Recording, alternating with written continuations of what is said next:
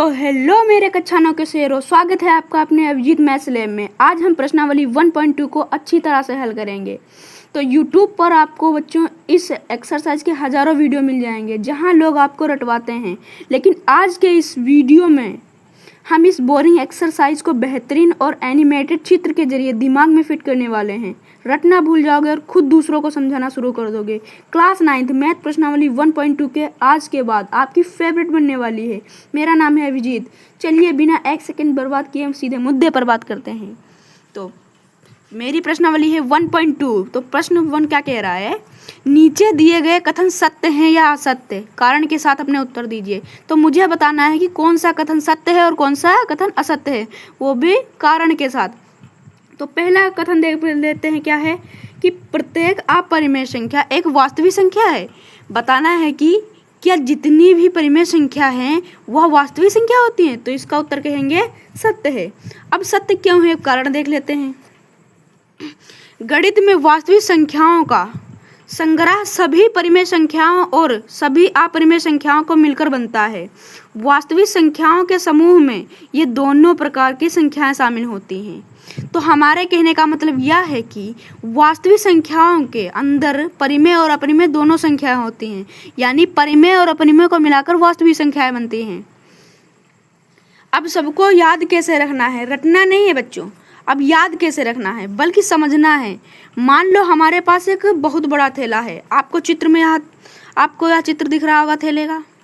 इस थैले के अंदर 2 डिब्बे रखे गए हैं, एक परिमेय संख्या का, एक अपरिमेय संख्या का। तो अब हम क्या करना है, इस थैले का नाम है वास्तविक संख्या। इस थैले का क्या नाम है? वास्तविक संख्याएं। बच्चे कमेंट में जरूर बताना इस थैले का क्या नाम है। अब बच्चों खुद ही सोचो, अगर मैं अपरिमेय वाले डिब्बे में से कोई भी संख्या जैसे √2 या √3 या √3 बाहर निकालूंगा तो वह इस बड़े से झोले के अंदर से पहले से मौजूद होगी ना। इसीलिए हर अपरिमेय संख्या एक वास्तविक संख्या जरूर होती है। तो बच्चों हमारा दूसरा पॉइंट क्या कह रहा है कि संख्या रेखा का प्रत्येक बिंदु √m के रूप का होता है, जहां m एक प्राकृत संख्या है। यानी संख्या रेखा का प्रत्येक बिंदु √m के रूप का होता है, जहां m क्या है? एक प्राकृत संख्या है। तो इसका उत्तर भी असत्य होगा। अब असत्य क्यों होगा, कारण देखिए। क्योंकि कोई भी ऋण संख्या यानी ऋणात्मक संख्या किसी भी प्राकृत संख्या का वर्गमूल नहीं हो सकती है। कोई भी ऋण संख्या किसी भी प्राकृत संख्या का वर्गमूल नहीं हो सकती है। इसमें कहा गया है कि संख्या रेखा पर जितने भी बिंदु होते हैं, इसमें कहा गया है संख्या रेखा पर जितने भी बिंदु होते हैं वे सब √m जैसे दिखते हैं, जहां m एक प्राकृत संख्या है। बच्चों यह कथन बिल्कुल असत्य यानी गलत है। इसमें कहा ही गया है कि संख्या रेखा पर जितने भी बिंदु होते हैं वे सब √m जैसे दिखते हैं, जहां m क्या है? एक प्राकृत संख्या है। अब यह गलत क्यों है कथन, इसका कारण देख लेते हैं, विस्तार से समझ लेते हैं। तो चलिए शुरू करते हैं। चलिए संख्या रेखा को याद करते हैं। संख्या रेखा के बीच में 0 होता है, यानी केंद्र जो होता है वो 0 होता है। सीधे हाथ पर प्लस वाली संख्याएं होते हैं और उल्टे हाथ पर माइनस वाली संख्याएं होते हैं।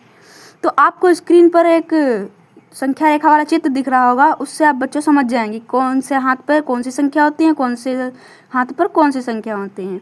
यानी प्लस वाली संख्या धनात्मक संख्या होती है, माइनस वाली संख्या ऋणात्मक संख्याएं होती हैं। अब मुझे एक बात बताओ, क्या किसी भी प्राकृत संख्या का वर्गमूल कभी माइनस में आ सकता है? आपको बताना है कि क्या कोई भी प्राकृत संख्या का वर्गमूल कभी माइनस में आ सकता है? अगर आप √4 निकालोगे तो 2 आएगा, √9 का निकालोगे तो 3 आएगा।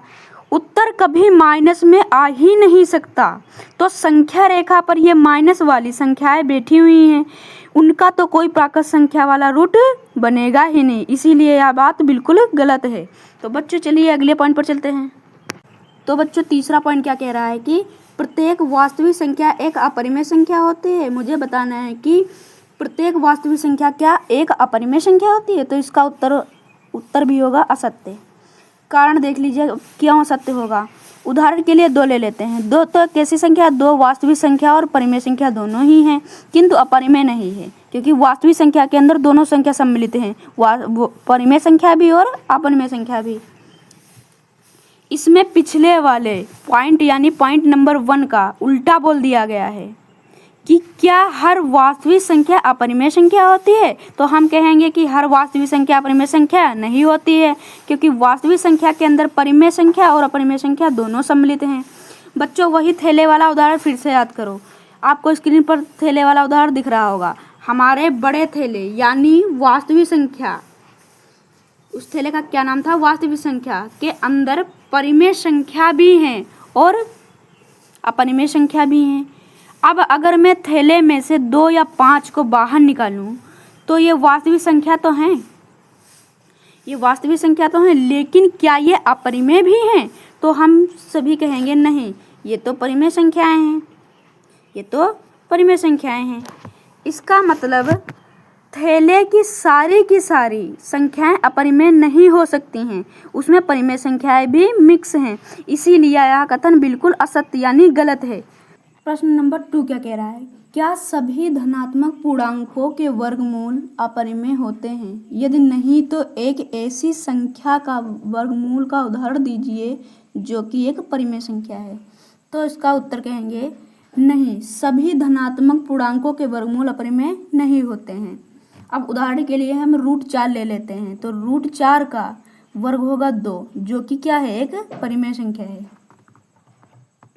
तो यह सवाल हमसे पूछ रहा है कि क्या दुनिया में जितने भी प्लस वाले नंबर यानी धनात्मक पूर्णांक हैं, अगर हम उनका वर्गमूल निकालें तो क्या वह हमेशा अपरिमेय ही होंगे? यानी हमें बताना है क्या जितने भी प्लस वाले नंबर हैं उनका वर्गमूल निकालेंगे तो अपरिमेय ही होगा। तो बच्चों, इसका सीधा और साफ उत्तर है बिल्कुल नहीं। ऐसा बिल्कुल नहीं होता है, यह बात बिल्कुल गलत है। अब क्यों गलत है, चलिए एक मज़ेदार उदाहरण से समझते हैं। देखो बच्चों, मान लो हम संख्या 4 लेते हैं तो 4 एक प्लस का नंबर है यानी धनात्मक संख्या है। अब अगर हम इसका वर्गमूल यानी √4 निकालते हैं तो इसका उत्तर आता है 2। इसी तरह बच्चों, अगर हम √9 निकालेंगे, अगर हम √9 का निकालेंगे तो 3 आएगा, √16 निकालेंगे तो 4 आएगा। ये सभी की सभी परिमेय संख्या हैं। तो बच्चों, इस उदाहरण से हमें क्या समझ आया? यही कि हर रूट वाला नंबर अपरिमेय नहीं होता है। जिस नंबर का पूरा जोड़ा बन जाता है वही रूट की जेल से बाहर निकलकर एक शरीफ परिमेय संख्या बन जाता है। यानी हमारे कहने का मतलब यह है कि जिस नंबर का पूरा जोड़ा बनता है, जिस नंबर का पूरा जोड़ा बनता है वह रूट की जेल से बाहर निकलकर एक साधारण परिमेय संख्या यानी शरीफ परिमेय संख्या बन जाता है। समझ आया बच्चों? तो बस यही इसका सुंदर सा उत्तर है। तो चलिए अगला सवाल समझते हैं, प्रश्न नंबर 3 को। अब बच्चों प्रश्न नंबर 3 देखते हैं। इसमें कहा गया है कि दिखाइए कि संख्या रेखा पर √5 को किस प्रकार निरूपित किया जा सकता है। मुझे दिखाना है कि संख्या रेखा पर √5 को किस प्रकार निरूपित किया जा सकता है। बच्चों, इस सवाल को हल करने के लिए हम उपयोग करेंगे पाइथागोरस प्रमेय का। आप सब जानते हैं कि पाइथागोरस प्रमेय क्या होता है। अब हमें ऐसी 2 संख्याएं सोचनी हैं। अब हमें ऐसी 2 संख्याएं सोचनी हैं जिनका वर्ग करने पर और उन्हें जोड़ने पर 5 आ जाए। तो अगर हम आधार 2 ले लें और लंब को 1 ले लें, यानी हमारे कहने का मतलब यह है कि जिसको हम जोड़ने पर यानी वर्ग करके जोड़ने पर 5 आ जाए। अब समझ में आ गया? तो अगर हम आधार को 2 ले लें और लंब को 1 ले लें तो देखिए क्या होगा। 2 का वर्ग हो गया 4 और 1 का वर्ग हो गया 1, 4 और मिलकर बन गए 5। यानी हमारा कर्ण क्या आया? √5। बस इसी चीज़ को हमें चित्र के जरिए दिखाना है। चलिए अब स्क्रीन पर चलते हैं, आपको इसका चित्र देखते हैं। आपको स्क्रीन पर एक चित्र दिख रहा होगा। अब जैसा कि आप स्क्रीन पर बने हुए चित्र में देख सकते हैं, हमने सबसे पहले एक संख्या रेखा खींची है। हमने सबसे पहले क्या किया है? एक संख्या रेखा खींची है। इस रेखा पर हमने समान दूरी पर -1, 0, 1, 2, 3 मार्क कर लिया है। यहाँ जो हमारा शुरुआती बिंदु 0 है वह 0 पर है। चूँकि हमारा आधार 2 इकाई है, इसीलिए हम 0 से आगे बढ़कर बिंदु 2 पर आते हैं।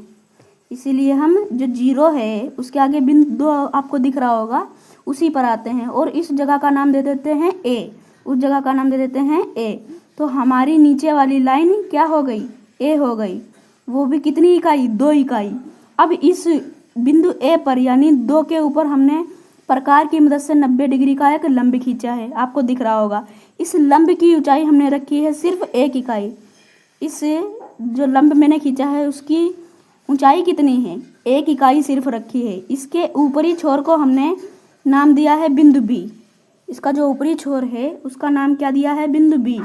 इसके बाद हमने बिंदु 0 को ऊपर वाले बिंदु बी के साथ सीधी लाइन खींचकर मिला दिया है, आपको चित्र में दिख रहा होगा। जैसा कि हमने अभी कॉपी पर सॉल्व किया था पाइथागोरस नियम के इस तिरछी लाइन, हमने अभी पाइथागोरस पर मैं बताया था। तो इस जो चित्र में तिरछी लाइन दिख रही है उसकी 0b की लंबाई हो गई √5, जो आपको दिख रही होगी उसकी लंबाई हो गई 5। अब √5 तो हवा में है बच्चों, √5 तो हवा में है, हमें इसे संख्या रेखा पर दिखाना है। इसके लिए हम क्या करेंगे? हम अपने प्रकार की सुई यानी प्रकार की जो नोक होती है उसे बिंदु 0 पर रखेंगे, पेंसिल या पेन को बिंदु बी तक फैलाएंगे, जो उसका सुई यानी बिंदु है प्रकार का उसे बिंदु 0 पर रखिए और पेंसिल या पेन की मदद से बिंदु बी तक फैला दीजिए। फिर वहाँ से नीचे की तरफ एक चाप घुमाएंगे, फिर वहाँ से क्या करेंगे? एक नीचे की तरफ से चाप घुमाएंगे।